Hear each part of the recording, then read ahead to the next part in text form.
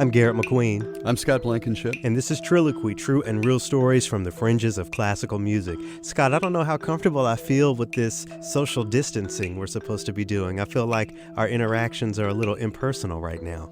Just a little bit. I mean, I can still hear you as if everything's fine, right? Oh, well, yeah, I talk loud enough for that.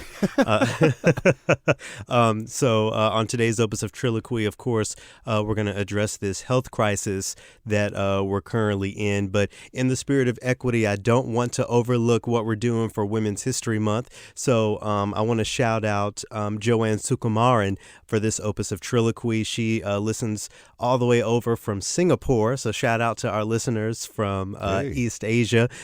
Jo Anne is a bassoonist, and in her work, she tries to find ways to make the bassoon sound a little different than folks may be used to when it comes to those Mozart, Hummel, concertos, even all the way up to the way the bassoon was written for in the 20th century. It's sort of that, bouncy, jovial sort of sound. Sure. And in a recent recording that Jo Anne made called The Night Garden, she takes the bassoon and fuses it with sounds that are a little different. So at the end of this Opus of TRILLOQUY, we're going to get to share with you one of the tracks from that album. It's also called The Night Garden. You'll hear some really cool bassoon playing mixed with tabla and other non-Western instruments.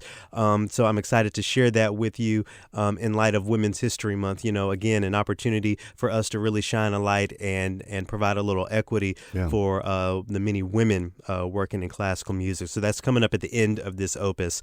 But for right now, I want to talk a little bit about what's going on with this coronavirus health scare. As we record this, folks are being encouraged to just stay at home, no gatherings more of 10 people.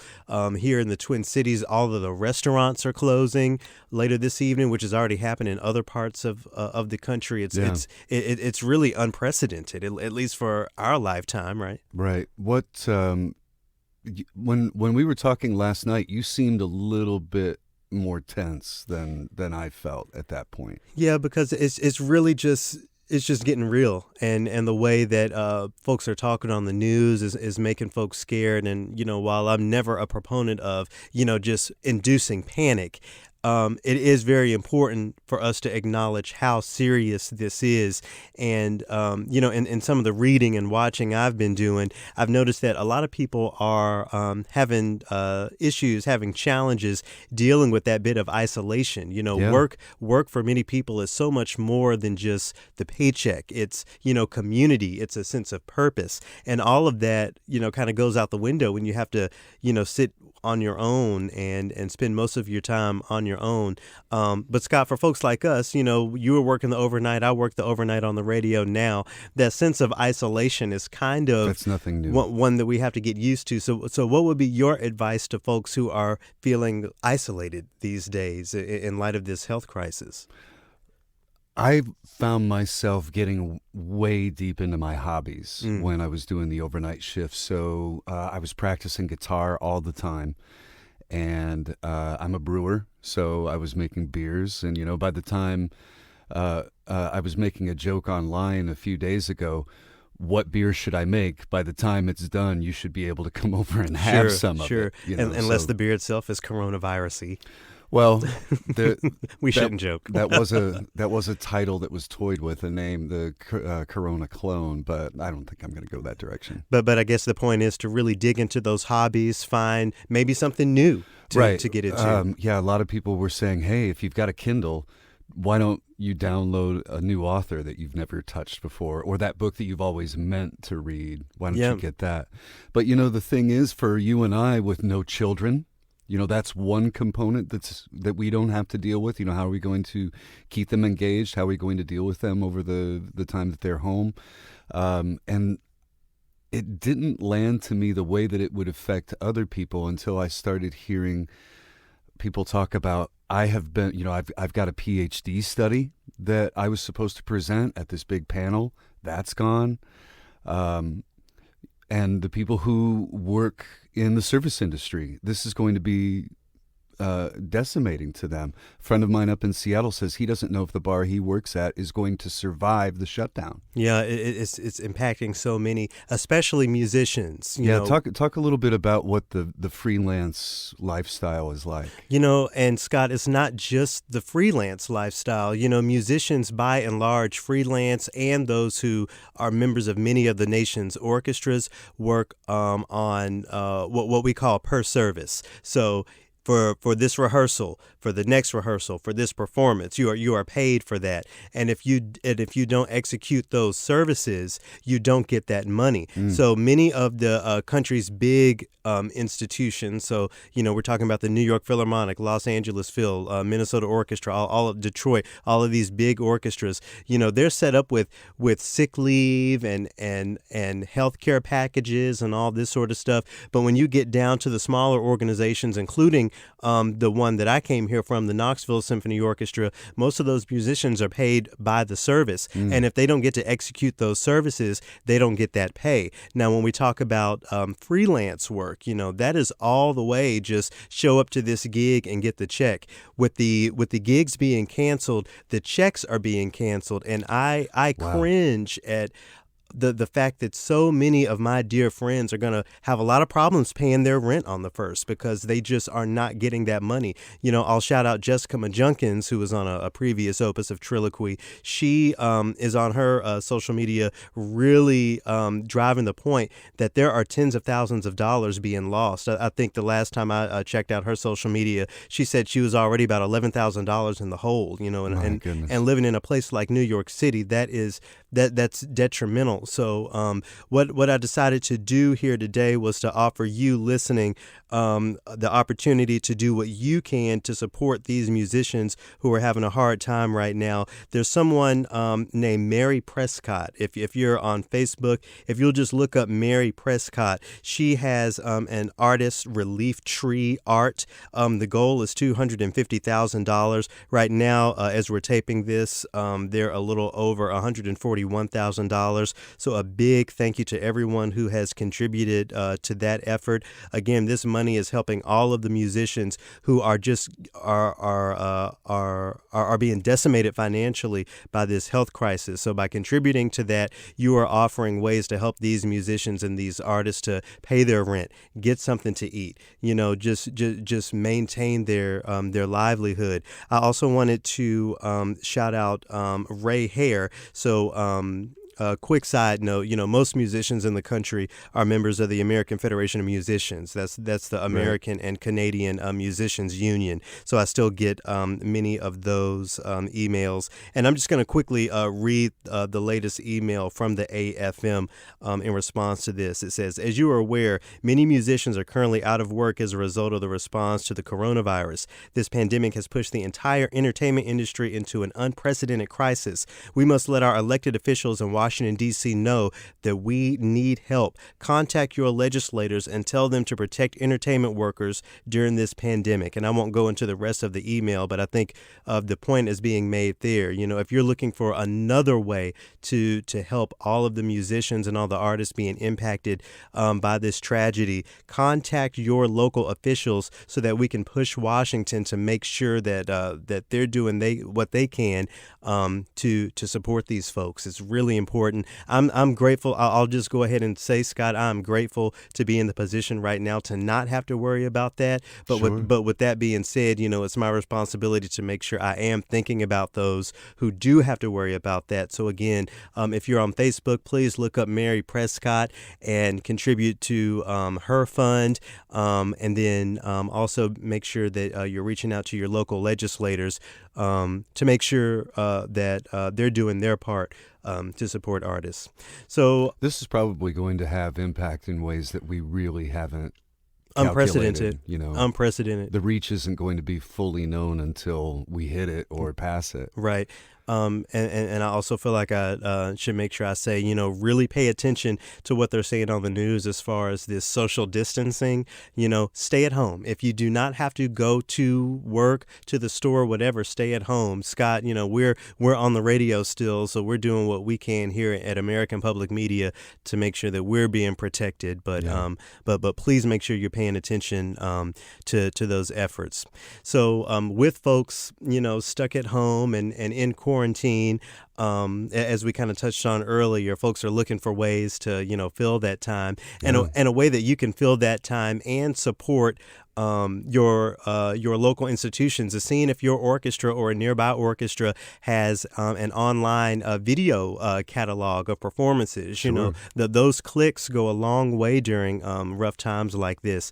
And today's interview feature is with a woman named Blair Tindall. She wrote a book called Mozart in the Jungle. Mm-hmm. It became an Amazon feature, and I would really encourage you, if you haven't checked out that book, to see if you can get it on your Kindle, your iPad, or whatever. And then go check out the show on Amazon. She really offers an interesting look at the realness, the trillness, I guess we can say. The inner workings. Yeah, of musicians. She's an oboist from North Carolina who moved to New York City to play, to freelance and to play with the New York Philharmonic. Some of the really interesting things that she goes into is the fact that there were no full-time orchestras until the 60s, and the New York Philharmonic was one of the first. She also goes into other historical things about the industry, including why, as a nation, we began to become interested in the arts.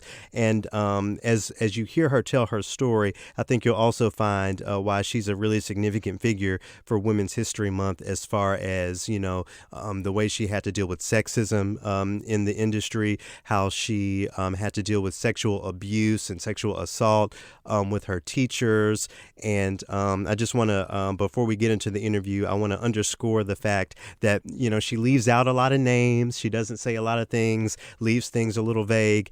So take that as your opportunity to go read the book. I hope this sparks your curiosity to go learn about this most important woman in classical music. So how about we jump right into this interview between myself, Scott, and Blair.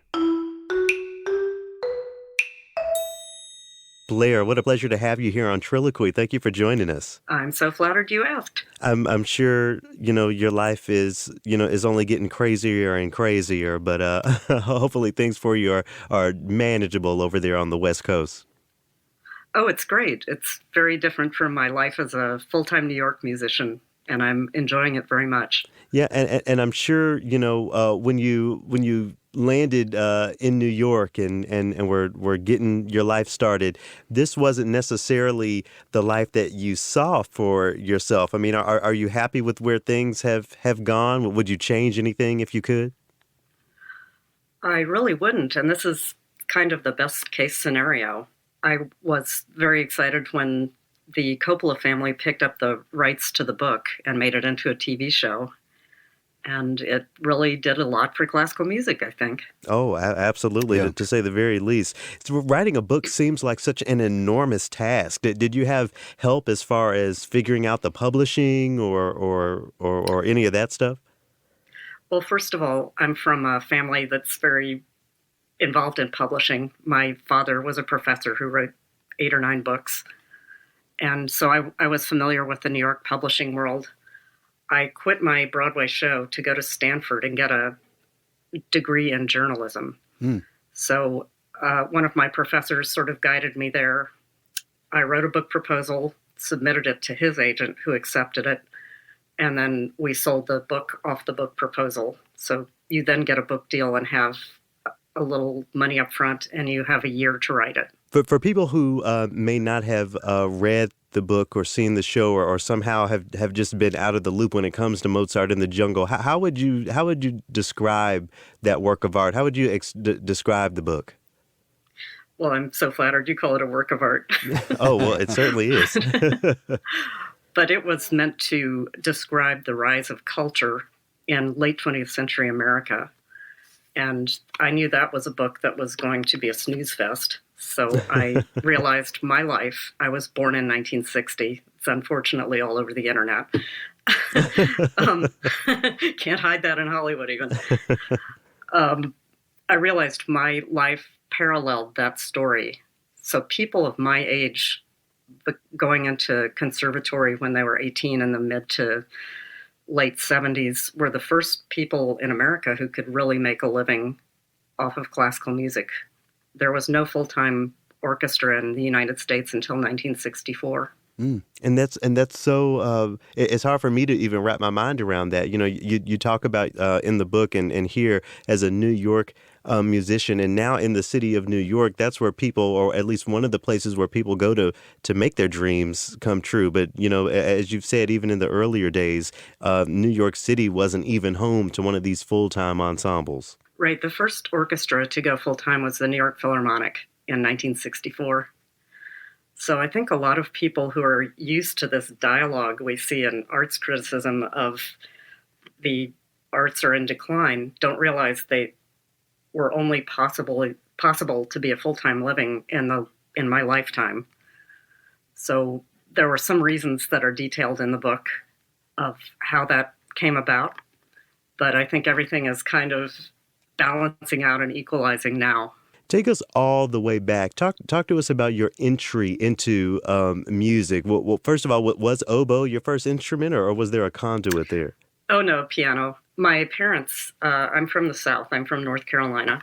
Yay, Tar Heels. And they both, yes, yay. They both played the piano as amateurs. So we had a kind of rinky-dink piano at home.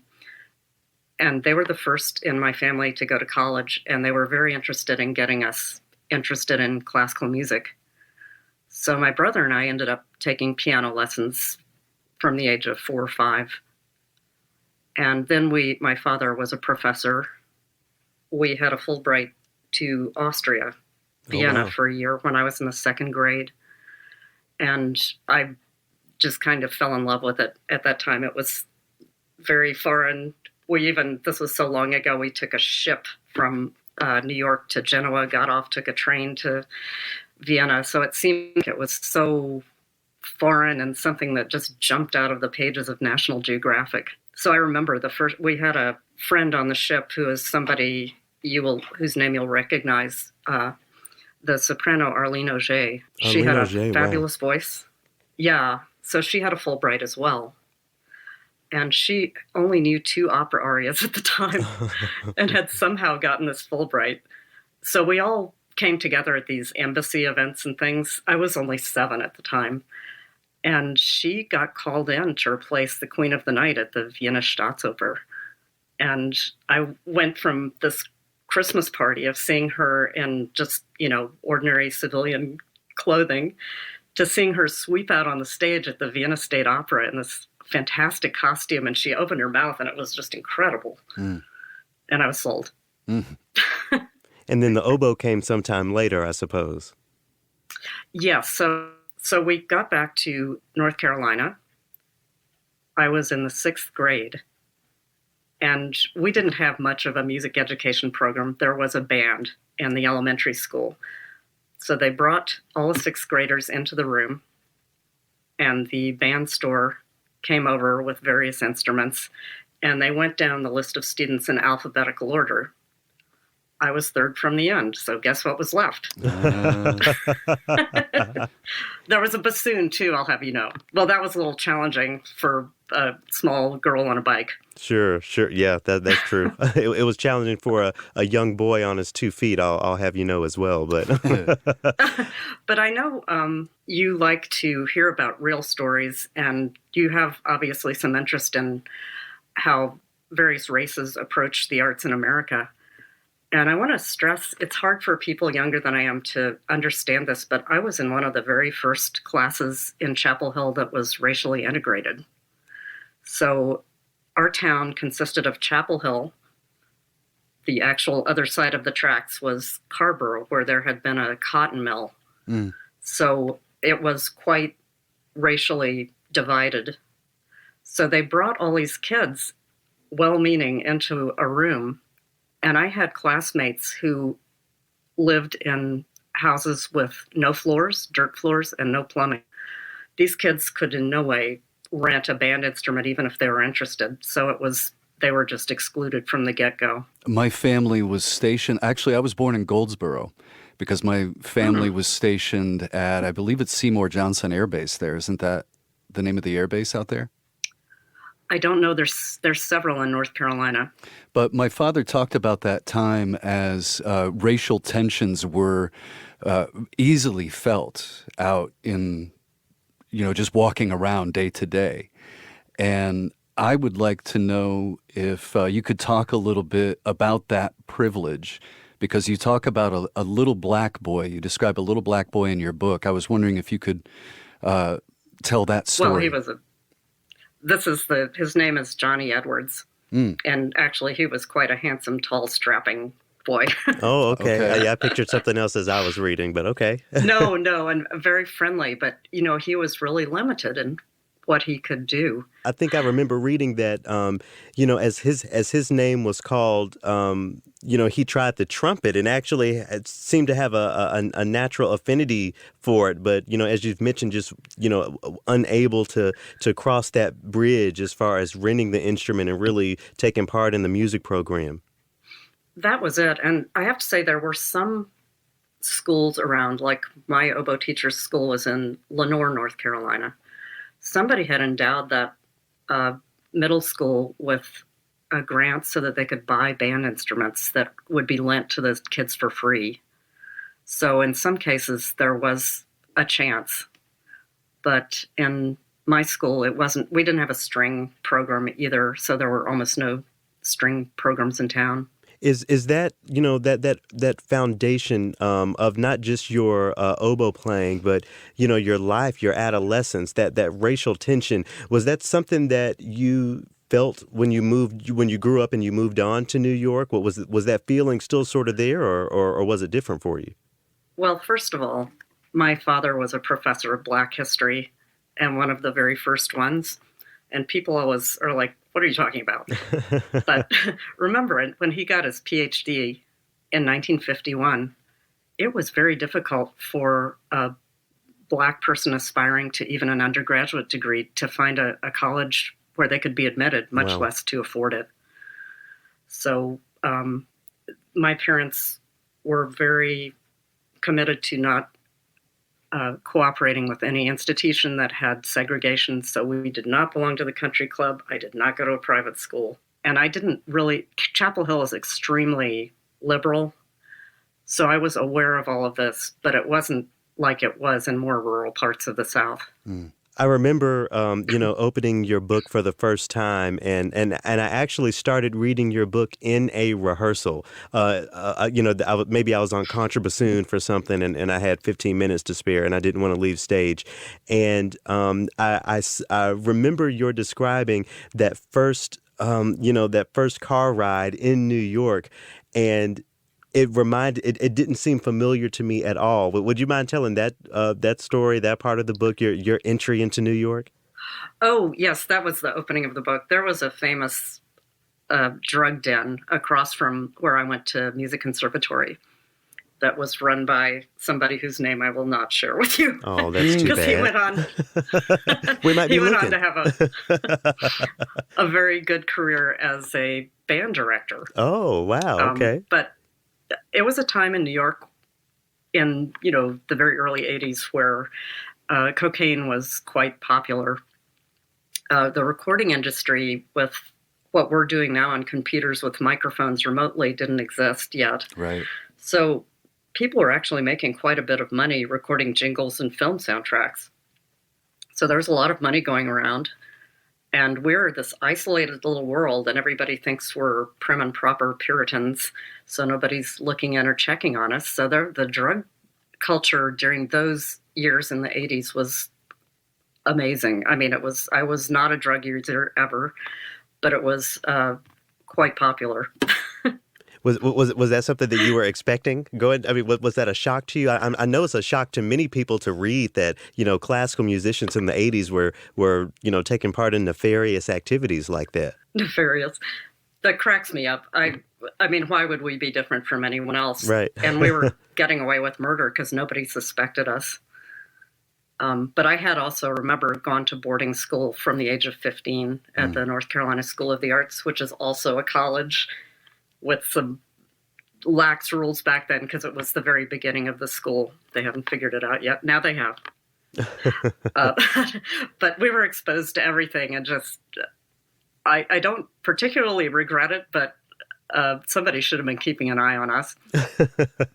And Scott, I know that you talk about dealing with people who have perceptions about being a classical radio host, and how we're all buttoned up, and how at the end of the day we're like everyone else. Sure, yeah, that happens all the time. Particularly being a bachelor in the dating world, if a woman hears that I'm a classical music, if they hear that I'm a classical music host, all of a sudden the whole demeanor changes. The whole direction of the conversation changes. And what would you say to the person that goes, oh my goodness, there's drug use in classical music? What? There's promiscuity? It could be worse. You could play the bassoon too. Exactly, and use drugs. No, I just, I got that a lot. And, people would say, the subtitle of my book was Sex, Drugs, and Classical Music. What? And I just say, why would we be different from anybody else? And my other stock phrase became, where do you think little musicians come from? Oh, sure. Yeah. We do have sex. Yeah. And I mentioned, cracking open your book for the first time years ago on the stage with the Detroit Symphony. One of the musicians on stage, who I suppose I will not name either, said, oh, you're reading that? Well, it seems like if she had just practiced more, it all would have turned out fine. I'm sure that's a lot of the energy that you got after writing this book as well. Well, that always amused me because I kept hearing that, and I'm like, okay, I didn't think the New York Philharmonic was the bottom of the barrel. Right. I was, worked on Broadway and made a very good living for 15 years, won a major international competition. I'm obviously a good oboe player. Right. There are just very few options. And also, playing an instrument is very different from the more creative aspects of music or otherwise being in the arts, as you two are. Things like composing and conducting are much more creative instead of just recreating somebody else's music over and over again. I mean, I love Beethoven's Seventh, but it took years before I thought I'd scream if I had to play it again. Sure. Us too, in a different kind of play. Yeah. But I actually went through aptitude testing when I was 35. Okay. With this wonderful firm called the Johnson O'Connor Human Engineering Laboratory, which sounds scary.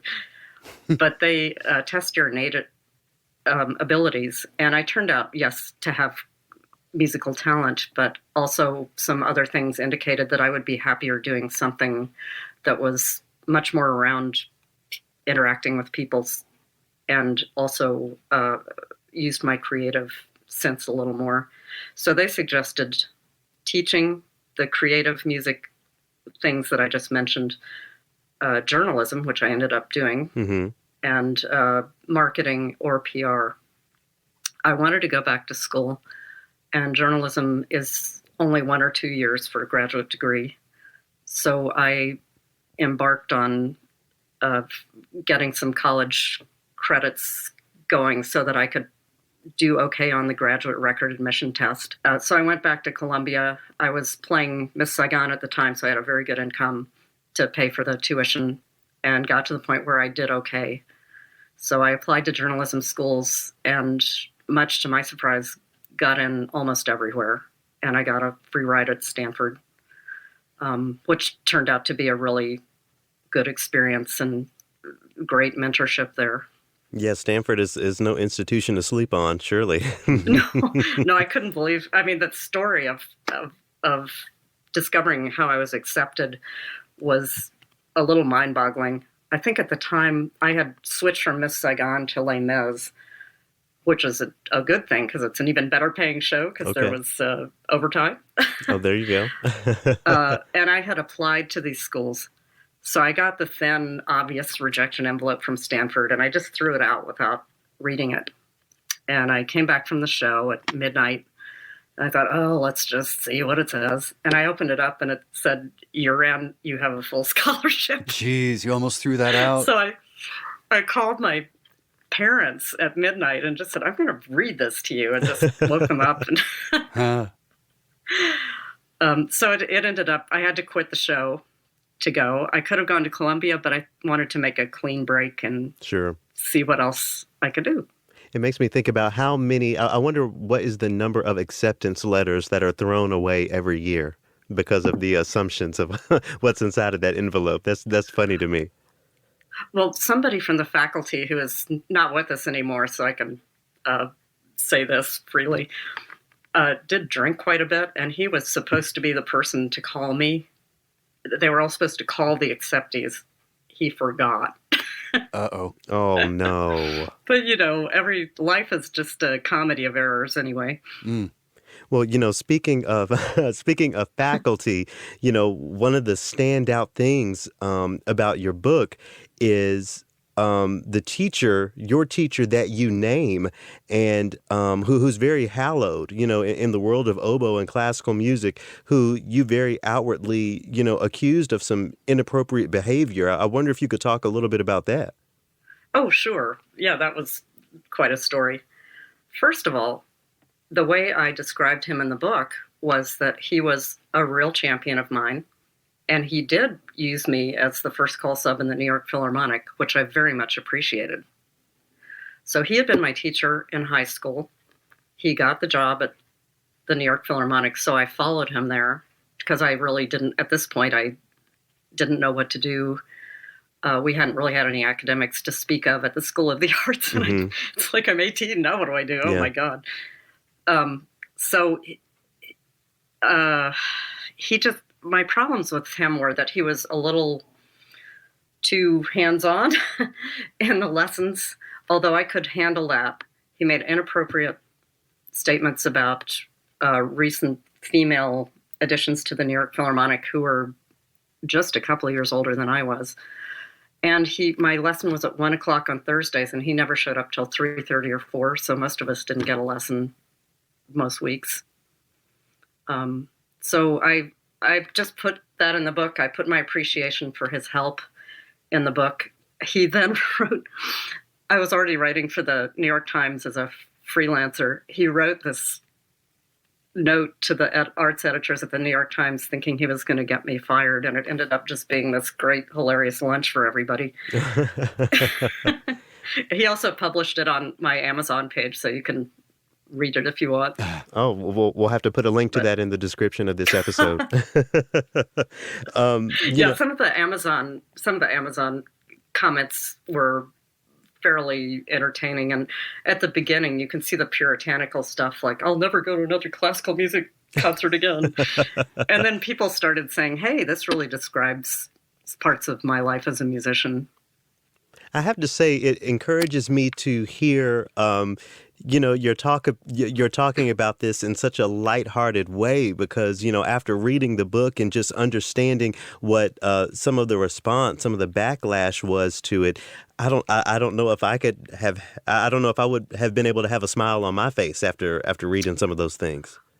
It's been 15 years. It was really tough. And the thing, you had mentioned something in your email to me about people's comments that can be subjective about either your musicianship or your writing. And I certainly got a lot of people. Anybody who was in New York when I was there knows all of this is true. I did not make one thing up. But a lot of people from around the country may have had different kinds of experiences or not been full-time musicians or not even been aiming at that. And people like that can say, "Oh, I heard she was a horrible player." Obviously, I'm not. I mean, look at my credentials. And somebody who was actually from Minnesota, Robert Levine, great violist, he kind of came to bat for me when people were trashing me online and said, "Well, I don't know her, but I went to her recordings and listened, and she sounds like quite a good oboe player." So I appreciated that sort of open-mindedness. Yeah, yeah. And actually, a few weeks ago, one of Robert's colleagues, he's a violist named Sam Bergman. We had him on the podcast, and we kind of went in depth about the audition process in classical music. And I have to say, the story from your book that stuck with me the most was the story you tell about preparing for an audition with someone and that person not telling you that you were missing a particular note in one of your excerpts, and you're not advancing and having a successful audition, but because of that. I kind of want to learn more about that situation. Oh, well, we'll come back to Sam Bergman in a minute. But okay. Oh, okay. But no, I like him. No, it's good. It's all good. But I was on tour with Orpheus. The other oboe player and I were in adjacent rooms, and we were both going directly from the tour in Florida to the Cincinnati Symphony audition. Mm. So I was playing Tuileries, that very fast, from pictures, technical. Yeah. Yes. And I was only 21, I think, and I was playing one wrong note. I am not sure if he noticed, because he was probably concentrating on his own practice. But we were playing the same excerpts in adjacent rooms for hours on end. Mm. And I got there, and to the audition, I played the audition. And from behind, these are screened auditions. There's a screen between you and the judges. They asked me to play it again. And then they said twice more, look at it carefully, play it again. And I couldn't figure out what it was. And then I came out into the room where it's like a stew of people about to audition. And I played it for somebody, and he said, it's an F sharp. Oh, my goodness. Oh, my goodness. So I don't know if he was being malicious. Just knowing this person, it's possible that, you hear the old stories about razor blades between the piano keys at Juilliard, sure. Which I don't think are true. or the showgirls throwing out marbles and, all of that stuff. But this ties into that, too. Because I was a consultant on the TV Mozart in the Jungle. Mm-hmm. One of the producers, directors, called me and asked me, what is the meanest thing an oboe teacher could do to a student? And they came up with something way more diabolical than I could have invented. So my hat's off to them. They had the person who plays me, Hyli, Lola Kirk, being laced up into this excruciating corset and having to stick her hands in ice water. All I could think of was that F sharp. and I'm sure you've never missed that F sharp again, right? No, I think I could play it from memory right now. but what this is making me think of, is that audition process. I mean, obviously you are so much better. You are so much more of a phenomenal musician than that one note, than that one F sharp. I mean, having spent so much time, watching the profession of classical music evolve, do you think it's time for us to change the way we approach auditions, the way we do auditions? Well, we did that. Back in the day when women and minorities were discriminated against. Oh, that's true. And, I'm forgetting about that. Yeah. See, in my time, when I first started subbing in the New York Philharmonic, there were almost no women. And now it's between half and a third female. So it was a real barrier. On the other hand, there was the old method that I sort of went through of your teacher kind of training you and giving you a chance to show yourself in the orchestra. So that's lost. And I've been on both sides of the audition screen. So the thing is, all you have to go on is it perfect? Yeah. That's right. So I think you're right. It does have to change, but I don't have any bright ideas for how to do it. I wonder if there are stories from your book, and I definitely want to get into the TV side, the TV adaptation, but I'm wondering if there are stories that you decided not to include in the book or that you thought maybe were a little too scandalous for it. I got several thank you notes. People thanking you for not including? Yes. Oh, wow. Well, my intent was not to trash anyone. It was actually the opposite. To try to show how these people work so hard and are underpaid and not really appreciated as they should be. And when the book first came out, a lot of people just assumed it was a tell-all, which it really is not. I was trying to do the opposite. So a lot of people haven't read it and had opinions about it. But after a couple of years, more people read it and liked it. The TV show provided at least 800 jobs for musicians and Fantastic. many other people too. Yeah. So there's live playing, and I'll go ahead and admit, I'm always leery about TV or movie adaptations of books that I really enjoyed. So I tried to stay away from the show, but it sounds like you stand behind this TV adaptation.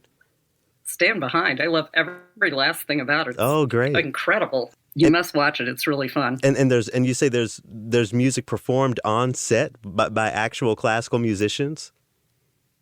Yes. So they used 2 amateur orchestras on screen, and these are people of my caliber who would have, if they were my age back in the 80s, been able to make a full-time living, but they're piecing things together now.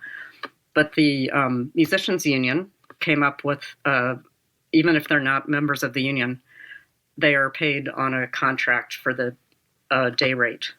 Mm. So they're treated well. Everybody seemed to have fun. They loved their hair and makeup, and I'm sure they loved that part. Enjoyed making the music. It was, and I fake played fourth horn in an episode. Oh, nice. And I'm in an episode. They gave me a little part so I could join the Screen Actors Guild. I love the little cameos. I did not read the book. I watched the series first. And I love how they snuck in Gustavo in there with this great. Oh, that was hilarious. With this great little joke of, they're in L.A. No, yeah, they said, Rodrigo, would you come out here to L.A.? This is Gustavo saying this to the character Rodrigo, the conductor. Would you come out to L.A. because we hate our conductor? He had lived that. Oh, did he? That was fantastic. Yes. And I was curious if. Could you tell who the character of Rodrigo was based on? Oh, yeah. Well, I mean, the whole show was dependent on getting Gael Garcia Bernal to sign on as Rodrigo. I mean, he was the thing that made it get picked up. Yeah, and he's a phenomenal actor. I first saw him in a movie called Y Tu Mama Tambien, many years ago. And Yes. Yeah. I wonder what that moment was when you got the call or the email that your book was picked up and that more people would get to see your story. Oh, well, this was not accidental. So when I got the book deal, I went off to the McDowell Colony and Ucross in Wyoming and a couple of other artist colonies with a whole sheaf of books on screenwriting. So I learned all about the 3-act structure and thought I have almost a snowball's chance in Hades not of making this a saleable book. So I might as well try to make it attractive to Hollywood. So I wrote the book in a 3-act structure that I learned from just reading these books. And I moved to LA the day the book was published because it seemed like a good time to get out of town. Yeah, I can understand that. And 5 days after I got here, I got a call from my agent's sub-agent. So it's not worth going into, but anyway, she said the Coppola family wants to option this, the Coppolas of The Godfather. Wow. So they had sent out the nephew, Jason Schwartzman, as one of his very first things to do business-wise to option. So they picked it up, and it just kind of sat there for a long time, which is how this works. Mm-hmm. Generally, a lot of people option a lot of things and never do anything about it. And then all of a sudden, we got an HBO deal. So this is like 7 or 8 years. This has been sitting there, and I'm getting a few $1,000s a year, like $6,000 a year, which is nice. Yeah. And they are the only people who made an offer. They know classical music because one of their relatives is Anton Coppola, the famous composer and conductor and oboist. And so HBO picked it up, and things were barreling ahead. And then Girls with Lena Dunham came around, and they passed on us for that. Oh. And then I thought, well, that was fun. Now I'll go to law school. But 3 months later, they came roaring back. This is 2012 with Amazon. And of course, we didn't know about streaming TV back then. So I just thought, Amazon, wow, what? That's scraping the bottom of the barrel. I had no idea. And then, of course, we ended up on the ground floor of this phenomenon. Then a couple of people sat me down and wagged their fingers at me and explained what Amazon streaming was. And then soon after we signed the deal, they were making the pilot in New York City. Wow. That is really incredible. As I think about, your story, a very woman-centered and woman-centric story, I can't help but to think about what this would all have looked like post Me Too. When you were learning to play the oboe, when you were in New York, and even in the development of this book, it wasn't really the huge movement. It existed to an extent, but it wasn't the huge movement that it is today. I wonder if you think about that reality, what if all of this had happened during or post #MeToo? I don't think it would have been as authentic a story. Oh, wow. That's interesting. I'm sort of in a unique position of the sexual harassment stuff didn't really affect me that much because I think at the time a lot of men and mentors, with the exception of my teacher, were really trying to go out of their way to help and be appropriate. And I knew how to handle myself. If I was invited to somebody's hotel suite, I would not have gone, even if I'd lost the work. And I'm not trying to blame victims here or anything, but, it's a complicated issue. And I really didn't suffer that much from that kind of thing. And I think in music, you have to remember there's so many gay men as well that a lot of young men suffered from that, maybe even more than we did. Wow, I think when the James Levine story came out, it was like finally, because everybody knew it for decades. And when and as I listen to you talk about that, I'm thinking about the industry of classical music and how it can just from being a woman to a member of the queer community or even someone who in the way they present themselves may benefit from all of the privileges of identity. Despite your background, classical music can really chew you up and spit you out in a really detrimental way. Do you still believe in the field of classical music? I don't know if you know Lacolian Washington. He was my first bassoon teacher. Yeah, shout out to Lacolian. He once told me when I was an undergraduate that he doesn't suggest anyone major in performance and try to go into the field of classical music as a performer because it's so hard. But if someone is insistent upon it, like I was, he allows it. Is entering the field as a performer something that you still believe in? That something that you would push a youngster toward? No, I would want somebody to do whatever they want to do with music, but I certainly know that what has happened since my day has made it very clear that it's very difficult to do that, and only that.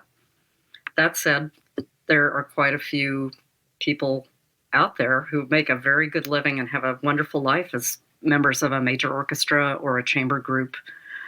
Other people can do some of that, like yourself, and also go into something peripheral like that is equally important, like broadcasting, or in my case, writing the book and getting the message out, because now people are not scared to go to classical music as much as they were generally in the past.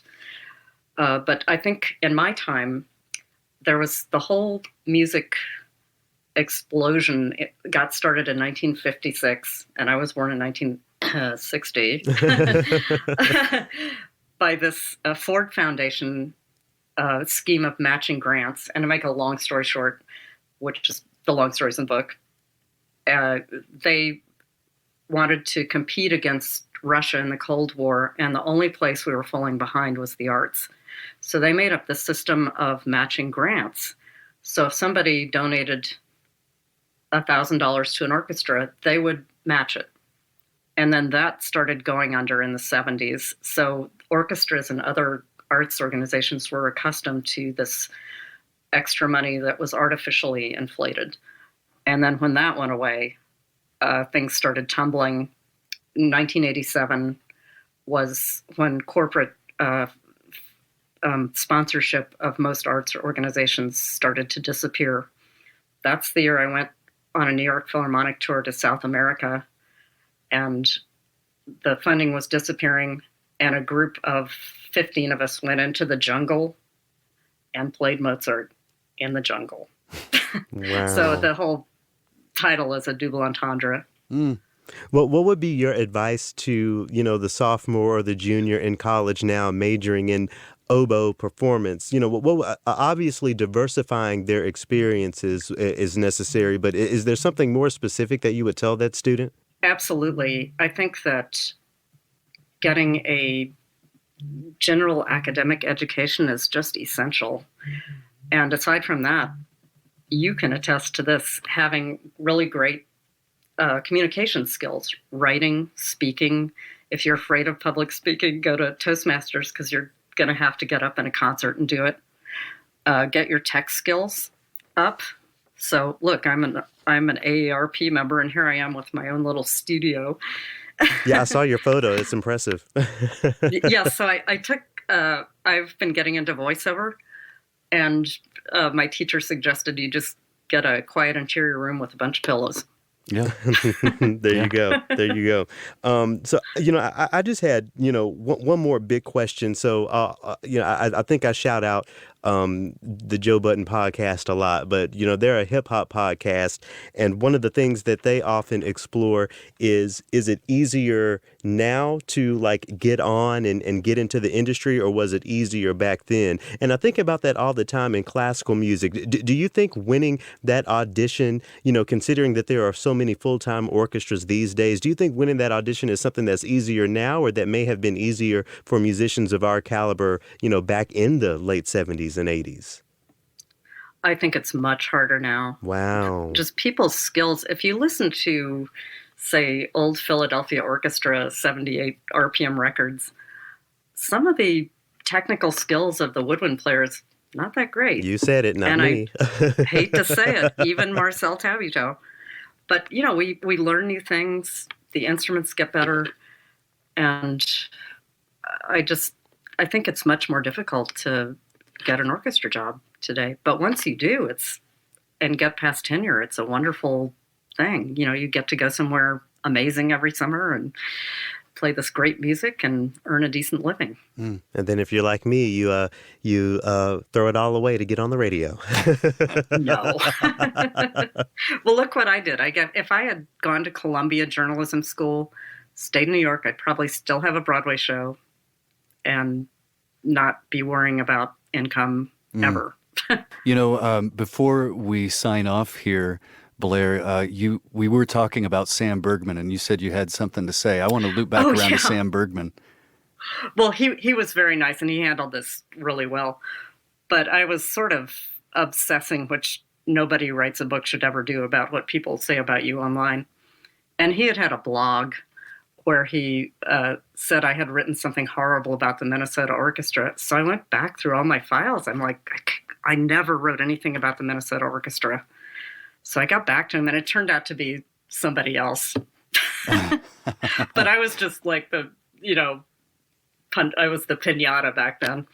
Yeah. Anything's wrong with classical music, it's Blair. She's the one. She wrote the book. But he was really nice, and he was very apologetic, and I can see how that happens. Sure, yeah, and shout out to Sam, yeah. So, where can so for folks who have yet to read Mozart in the Jungle or to see the TV adaptation, how can they do that? Well, the book's available on Amazon. There's a wonderful audiobook version, and also it's on Kindle. And then the TV show, you can watch the pilot for free no matter what. You go to Amazon.com and just put in Mozart in the Jungle. The book will come up, the show will come up. Oh, okay. And I absolutely love the show. Yeah, and we love you. Musician, journalist, author, a part-time actor, as you've told us. Voice actor on occasion. Yeah, Blair Tindall. Yeah, so such a pleasure to have you in today. Oh, thank you so much. I look forward to listening to this.